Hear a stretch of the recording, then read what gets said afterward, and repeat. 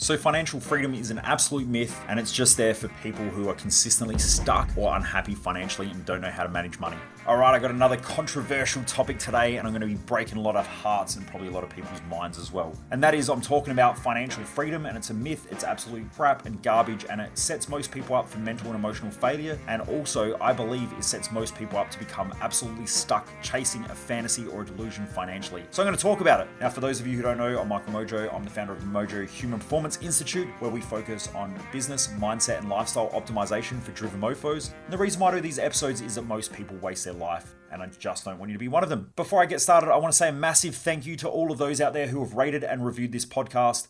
I really do appreciate it. The numbers keep going up and up and up every week. I know that so many of you out there are enjoying the podcast. You appreciate it. You appreciate me and what I do. And I just want to say a massive thank you. I love having so many driven people in our community. And I also know that in order to achieve great things, you have to have a lot of courage, because it's so easy to get sucked into the averageness of most other people. And most people in society just want to be average. They want to fit in. Really, everyone wants to stand out and everyone wants to be great at their soul, I guess you could say, or in their heart. But most people would rather fit in, and they give up on their dreams, they give up on their goals, and then they complain and bitch and moan and whine. If you're listening to this podcast and I'm pretty blunt and aggressive and stuff like that, you've got to be someone who's got a lot of courage, higher expectations than the way you're currently living, and you want to grow and better yourself. And so that takes a lot of courage. So I just want to say thank you to all of you out there who are listening to this podcast, and also a massive thank you to all of those out there who are sharing the podcast, who have rated the podcast on whatever social media platform you're on. For those of you who have written reviews on things like the Apple Podcast app, I know more and more people keep rating this on Spotify as well, so I really do appreciate it. I know it only takes a couple of seconds to rate and review it, but I really do appreciate it. So thank you to all of you. All right, so let's talk about financial freedom and why I think that it's an absolute jip. I think that it's been set up to fraud people into thinking in a certain way that makes them behave stupid with money, and also it stops them from living a great life. Now, the reason why I say this is because, first of all, freedom is a state of mind. You're either free or you're trapped. It's really that simple. Now, I've met plenty of people who have large amounts of money and large amounts of wealth who feel completely trapped. I've met people who have no money and feel completely trapped. I know people in the middle class who are completely trapped. I've met people in the lower class who are completely trapped. I've met people with businesses who are trapped. I've met people who feel trapped in their family. I also know there are people who are on the opposite side who feel completely free and amazing by having the family that they have. Other people out there have a lot of money and they feel completely free. So my point is that the idea of financial freedom in itself is an absolute fucking joke. And it's a joke sold to the majority of the masses of people because most people feel trapped. And so if you feel trapped, you're naturally going to think about wanting to be free. So because most people have been lied to about money and about what it is and about how to get it and about the lifestyle that it creates and about the challenges that come with making money, then what happens is that the majority of people in our society feel trapped by money and feel trapped by their finances, and they don't know what to do. So they go, I know what I need to do. I need to dream and fantasize about this idea of some sort of financial freedom where I'm not going to have any of this stress or any of this pressure around money. But that's not true. Pressure creates expansion. Stress creates growth. They are laws of nature. They are laws of the universe. Everything in the universe expands or contracts. Nothing stays the same. And everything in nature grows or dies. Nothing stays the same. So when people are talking about financial freedom and they want to get rid of their money and financial stress, what they're essentially saying is, I want to get rid of the thing that actually helps my money to grow. So if you don't have financial stress and you don't have financial pressure, then your finances aren't growing and they're not expanding. So what I find is that when people have that fantasy and the delusion around financial freedom, they will start making enough money, they will just get ahead, and then they'll fuck it all up by self-sabotaging their money. They'll go out there and blow it. They'll go on a holiday. They'll start drinking. They'll start becoming more lazy. They start to become complacent. They stop doing all the things that were working when they were making money, and then they just become lazy. I've watched people who work really, really hard to get ahead financially, and then they just stuff it all up. They become lazy, complacent, they sit on the couch more, they take more holidays, they have more long weekends, and then they wonder why they've gone backwards. And then they get all stressed again. They go, I just want to get ahead. A lot of people's financial sabotage patterns that they have come on an idea of trying to get away from stress around money. When you realize that money is just numbers on a screen these days. Yeah, you might use cash, but most people don't carry cash in their wallet. Some people do. I always carry a little bit, but the majority of my wealth is in the bank. Well, not in the bank, it's in assets, but again, they're numbers on a screen. With my shares, they're just numbers on a screen. With my bank account, they're numbers on a screen. So they're just computer numbers. They're essentially made up shit on a screen that shows some form of value exchange that I've created, which people put more numbers in an account. So it doesn't really mean anything. Now, if I make $1 million, that's cool. But if I make $1 million and spend $1.5 million, then I'm in exactly the same position as someone who has no money and is $5 down. The stress is there. So throughout your life, you're going to go through stages where money causes you stress and money doesn't cause you stress. But if you just know that the goal is to consistently grow that wealth, then you start making intelligent financial decisions where you can grow that wealth. Now, there are a lot of people out there that I know who will say things like, what's the point of having money then if you can't spend it? Well, if you believe that the point of having money is just to spend it, then you're probably going to be broke. And you're probably going to be someone who's looking for financial freedom because you'll just get ahead and you'll spend all your money. The goal of having some sort of money is so that you can have independence to do the things that you want to do in life, which normally means live your values, serve your purpose, and grow in a way that's fulfilling. So I have no desire to make shit tons of money where I don't have to work. If I had another $100 million, I would probably just start more businesses because that's what I enjoy. Now, I probably haven't learned the lessons that I need to learn in business to make that as an intelligent investment, because if I spent $100 million on buying businesses, I would probably lose all that money anyway, because I haven't learned what I've needed to learn in order to have a business that big. Because if I knew how to have a business that big, I'd have a business that big already. So it just comes down to learning a lot. I see the purpose of life is really just to grow. And so if I can keep growing in lots of different ways, keep learning and things like that, whether I have $5 in the bank, $100 in the bank, $10,000 in the bank, I'm probably just going to keep living life the exact same way. I'll just up what I do. So instead of having my $20,000 gym outside, I would probably have a $100,000 gym. Instead of living in the house that I live in now, the house might be 3 times as big. My lifestyle would just expand to the level of which I'm playing the game at. That's it. To the same extent, I have good financial habits and good financial patterns. So every week I put a percentage of everything that I earn into investments. Why? Because it's intelligent to do. And the more that you do that, the more leverage you have in life. So let's just say, for instance, and this comes back to the question, why would you have all that money and not spend it? Well, here's why. Because if I have $1 million in shares, for instance, if they pay dividends, not only do I get cash flow out of it, which means that then I can go spend that money, and then that money will be there again in 3 months, and then it will be there again in 3 months. Let's just say I made $5,000 every 3 months. If I did that and didn't reinvest it, which is what I do, but if I didn't reinvest it and I want to spend it, I know that I'm going to get another $5,000 in 3 months, another $5,000 in 3 months, another $5,000 in 3 months. Now, obviously, that's going to change depending on what's going on in the economy and how profitable the company is and all that stuff, but I'm just using it as an example. The reason why you do that is because it sets you up for more leverage. Now, when you've got $1 million in shares, you can essentially go to the bank and go, give me money. They will give you a lot more money than if you didn't have that money in the bank. So what happens then is I can then use that money and go and buy stuff in order to live a lifestyle, because you don't pay tax on loans. So if I go and borrow, let's say $100,000, I can go spend $100,000 tax free. But if I go and I make $100,000 in my business or personally, I then have to pay tax on it. So what happens is the rules of the game of business and of life change because you now are more, I guess you could say, financially savvy. And so the rules of the game change in life. And I don't think that it's fair. I don't think that it's unfair. I think it's just the way that it is. But if you're a business owner, you have different rules than someone who works for somebody in the game of finance. Now, if you're a company, and so companies have different rules than someone who's self-employed and has an Australian business number. And that's because the rules of the game are set up that way to make sure that people can grow companies effectively. So there are different legal structures, there are different accountabilities, there are different responsibilities. There's also different things that you can do and different things that you can't do. So what happens is the rules of the game change depending on how big you're playing. This is why a bank can go and do something so stupid and so illegal that most people would end up in jail, and no one goes to jail for doing it. Why? Because the rules that they play by are completely different because of what they can and can't do. Now, do I agree with all those things all the time? No. But what I'm just saying is they're the rules of the game.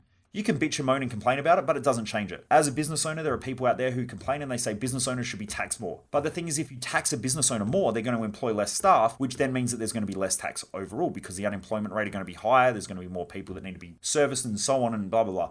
So my point is that when you have more money, the rules of the game change. And at different levels of wealth creation, the rules of the game change. And banks lend differently at different levels in the way that you play the game. And depending on the amount of assets you have and the amount of liabilities and how much money you have, there is all these different levels. So my point is that coming back to the thing about financial freedom, there is no such thing. There is just different rules of the game. There is different responsibilities. There are different accountabilities. Now I'm going to ask you all out there a question. If you had to sue someone, are you more likely to sue someone who has no money, or are you more likely to sue someone who has a lot of money? Now, if you had to pay, let's say you had to pay $500 an hour for a lawyer in order to sue someone, and it's going to take 2 years to be able to sue them effectively, are you going to go after the person who has $10 to their name, or are you going to go after the person who's got $20 million to their name? Okay, because you're not going to want to go and spend, let's say, $20,000 or $50,000 or even $100,000 in order to sue somebody in order to get $5. If you do that, you're probably a fucking idiot anyway. But my point is, this whole thing of financial freedom is that everything's going to get easier, there's going to be less stress and less problems, right? Because that's the delusion that most people have. But here's the real truth. The more money you make, the more open you are to being sued. The more money you make, the more responsibilities and accountabilities you have. The more the tax department become aware. Now, if you've gone and blown, let's say you put $50 in your car and you claimed that fuel, we're talking about fuel, if you put $50 in your car and fuel and you claim that on tax, and the tax department busted you, they probably wouldn't even worry about it. Now, let's just say you do that and you're a bit of a small business on the other hand. Let's say you're turning over $150,000 a year and you put through $500. The tax department have to see, is that worth it? Is it not worth it? Now, they're probably going to come after you and go repay it. But if you do it at a big enough scale in a big enough way, you can probably go to jail for that. So my point is, life doesn't get any easier the more money you have. Life becomes more complicated because there's more likely chance of the tax department coming after you and looking at you and checking over everything and double checking and triple checking, because there is a greater likelihood that they're going to get more tax revenue, and there's more likelihood that when you're handling larger sums of money, you're going to fuck up. And there are a lot of business owners out there that get stung or get watched consistently by the Australian tax department or tax departments around the world because they have large businesses and they have whole accounting teams, and they know that the accounting teams are going to fuck up one day and they're going to bust them and they're going to fine them, and so they're going to make a lot of money. So that's one of the things. The second thing is that there is a high likely chance that someone's going to sue you the more money you have. So you've got to set up different company structures, you've got to set up legal entities, there's more accounting, there's more legal structures, all of that stuff happens. So the more money you make, the more protected you have to be, the greater the levels of risk that you have. All of these things happen. The more chances there are of people coming into your life in order to try to get something for nothing. The more you've got to deal with scammers and shitheads who want something for nothing. The more money that I make, the more charities come to me as well and just naturally ring up and, oh, we've got this charity, we want you to invest in. And I'm like, no, that's not my cause. Oh, but you don't understand, blah, blah. They don't do that when you're broke. They only do it when you've got a lot of money and they know you've got money. So I've noticed that the more money I've made and the more, I guess I've publicized and I'm open talking about it, there are times where I get hit hard with a whole bunch of charities and organizations that try to come to me to go get money. And then they try to make me feel guilty and like I'm a shit person if they don't buy into their cause. So that happens. Then if you go out and you start to live a lifestyle, which some people who make a lot more money don't do this, I try to convince them to do it, which is, if you've made more money, you've earned the right to live a lifestyle. Now, if you feel afraid that you're going to get attacked and judged and people criticizing you and expecting something for nothing and smearing your name through the gutter, then that's on them, that's not on you. And so I meet a lot of people who have done extremely well in business who still dress like they're poor and still act like they're poor. Now, when I ask them, some of them don't really give a shit about how they look and it's not part of their values and they don't really want a new car. They might love traveling and that's fine. They will go travel. But when they travel, I tell them, if you love traveling, would you rather stay in a 5-star hotel or a 3-star hotel? And the truth is that they would probably rather stay in a 5-star hotel and travel business class and all that. But a lot of them feel really guilty spending the money on that stuff because they feel like they haven't earned the right. They're not entitled to it. They're afraid that, well, what happens if? And there are a lot of other people out there who say, Michael, all I've wanted my whole life is a Ferrari or a Lamborghini. And I go, why don't you go buy one? They're like, oh no, but what will people think? And what will my staff think? And I'm like, shit, you've been working hard for 20 years. How many times have you almost gone broke? How many times have you not taken a wage for 3, 4, 5, 6 months? Have your staff done that? What are the risks? Like, you fuck up your accounting, you can go to jail. Do your staff have that same worry? Like, if you're a director of a company, which, I am and lots of other people who are listening to this are, you can essentially go to jail if you fuck up your legal and accounting structures. Now, most people go, oh, well, they earn the big bucks. Yeah, because they can go to jail. If you're a director of a company, you can go to jail if you stuff something up. You can go to jail. Let's say someone in your staff does something wrong, then you can get sued for that. Now, I'm not saying that a lot of people do that because it depends on the structures and all that, but there is a huge risk to running these businesses. And so I have to explain to them that when you're a kid and you grew up and you saw a Ferrari or a Lamborghini or a beautiful house or a person who looked really great and they worked really, really hard on their body, or they looked after their beauty or they took care of themselves, what did you think? And they go, well, yeah, I loved it. Like, I love seeing nice cars and nice houses or people who look after themselves or beautiful people or,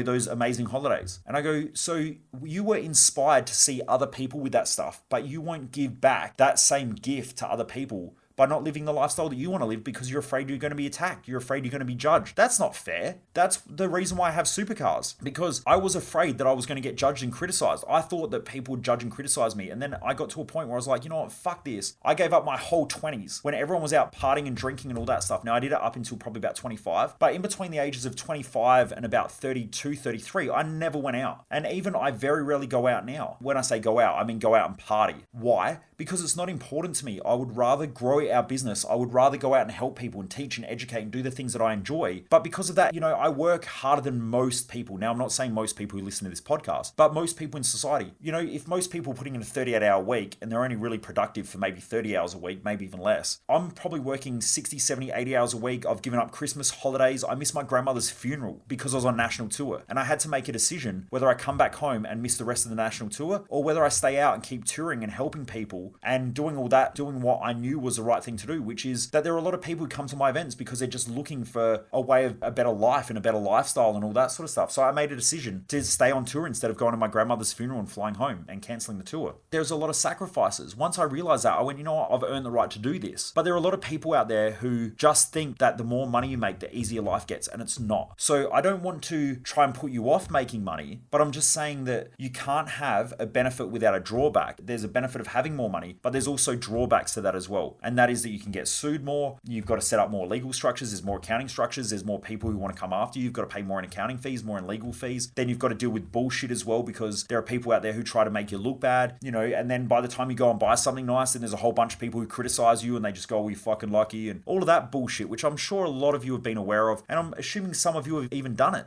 I used to do it when I was younger. When I was young and ignorant and fucking stupid, I would call people rich pricks and assholes and think that everyone who had money was a dickhead. But that wasn't me. That was just based on what I heard from other people, and I just repeated it because I didn't know any better. Now that I'm a business owner and now I know that stuff, when I see someone with a beautiful car, I go, wow, they must have worked hard. Wow, they must have given up a lot of stuff. Every now and again, there's a person who inherits a lot of money, but they're very rare. There's even less people, I guess, and even rarer are people who inherit money and don't do anything with it. There are people out there like Gina Reinhardt, who is the mining magnate. She took her dad's money that she inherited and went out there and worked even harder in order to make more money. So she has generated and made way more money than what her dad made. That's not easy. And there are a lot of people out there who go, yeah, but she started with billions of dollars. Let's say you start with $800 every week as a wage. If you end up at the end of the week with zero, and then you get a pay rise, and let's say you go to $1,000 a week, and you still end up with zero, and then you end up getting a job where you go away and work in the mines, and at the end of the month you end up with zero, what's the likelihood that if I gave you $1 billion, you'd make 20 billion out of it? Probably zero. Why? Because your patterns of behavior and your thinking around money is shit. Now, most people think that, well, if I just had more money, then everything would change, and it won't. Why? Because the habits are crap. Most people think that if I had more money, my habits would change, and they won't. They just amplify. And this is why cross lotto winners think, if I just win cross lotto, everything will change, and it does, for the worse. They go out there and they take their same spending habits, their same financial habits, their same patterns of behavior, their same thought processes, and then they just go on, they've got all this money now. Now, if they've never had any money, it's normally because of their patterns of behavior and their thought processes. And then they go out there and they win all this money, and then 5 years later, they're bankrupt. And before they had a house, now they don't have a house. Before they had a small house that was quite tight and nothing great, but now they have a mansion, but they've got to give up that mansion because they can't afford to pay it anymore because they've lost all their money and they've spent it all. And so then they have to go bankrupt, which means they don't have a house at all, and so they've got to go back renting or whatever. Most people who win cross lotto are worse off after, I think it's a 5 or an 8 year period or whatever it is, because everything amplifies. That's why when you have not a lot of money, you have to get your money patterns right. And I've been teaching this over a decade now, that right now, wherever you're at, you have to make sure your money patterns are correct. You have to make sure your financial habits are correct, because if they're not correct now, they probably won't be correct tomorrow, and they probably won't be correct next year, 10 years, 20 years. There has to come a day where you change your habits and you change your thought processes. And one of those thought processes is that of financial freedom. And that financial freedom is a myth, and it's a myth that is only there for people who feel trapped financially. If you're someone who is intelligent, you'll know that there are some days where you feel like you're stuck financially, and other days where you feel like you can do whatever you feel like, but you don't do it because you know how to manage your emotions and you know how to manage your mindset. I could go out and I could probably buy another supercar if I felt like it. I could probably go on a holiday for 5 months. In fact, I know that Jess and myself could live for a year and never have to work. Now, at least a minimum. Then why do I work every day? Why? Because I love it. Just because I've got money there doesn't mean that I need to go and blow it on stupid shit, because then that's just a pattern of behavior that doesn't work. So even when we do start getting ahead, I just stick to the patterns of behavior that keep us getting ahead, and we just keep growing and growing and growing. And that's the goal, because anything in life that's not growing is dying. And so if your finances aren't consistently growing, they're dying. And so you need to think about how you make money work for you. And then we've got to look at what money is. Money is just an exchange of value. So the more money you make and the more money you have, normally the more value you're offering, or the more value you're creating through your businesses or your services or your investments and all that sort of stuff. So if you understand that money is just value, I don't really stress about money. If I ever get stressed about money, I just think, how do I add more value? How do I create more value? How can I create a product or service that people want, that I can help them, and that they'll value it? And then so when I do that, money comes again. And then so that's the easy way to think through money. It's just most people don't think like that. They go, I need more money, I need more money, I need more money, without realizing that money is just an exchange of value. So they don't need more money, they need more value. They need to create more value in society. So I always tell people at my events, if you write down all the stresses that you have about money, like money's hard, money's stressful, money's frustrating, and you have all these beliefs around money, once you get those beliefs, you just exchange the word money for value. After a while, what you'll do is you'll start to realize that every time you say, I don't have enough value, that's just a dead giveaway. I don't have enough value. Money is stressful. My value is stressful. Okay, cool. So what are you going to do about it? How do you work through that? How do you make your value not stressful? My boss doesn't give me enough money. Okay, well, how can I make my boss see my value? And then from there, how do I give my boss more value? How do I help my boss see my value? All of those questions help you to create greater value. And then when you do that, money will come. But that's it. It's pretty simple. I hope you enjoyed this episode, Driven Mofos. For all of those out there who have been rating and review this podcast, I really do appreciate it. And for those of you who haven't jumped across to my Facebook page, Michael Mojo, I've just done an hour-and-a-half recording all on self-sabotage, self-destructive behaviors, procrastination, self-defeating thoughts. All of that's an hour-and-a-half talk. It's completely free. My Facebook page is Michael Mojo00 on Facebook. Please feel free to share it with friends, share it with family. I just did an absolute freestyle on there. I know we had a heap of people. There was like 120, 130 comments just on there in that hour and a half. And so I'm assuming that it'll keep cranking up. But please feel free to jump across to my Facebook page, Michael Mojo00 on Facebook. Check it out. You can watch it. It's absolutely free. Make sure you hit that like button as well so that you can stay up to date with everything that happens on my Facebook page. All right, Driven Mofos, have a great day. And I look forward to you joining me back here once again on the podcast. Take care, Driven Mofos. Have a great day. Most people waste their life, and I just don't want you to be one of them.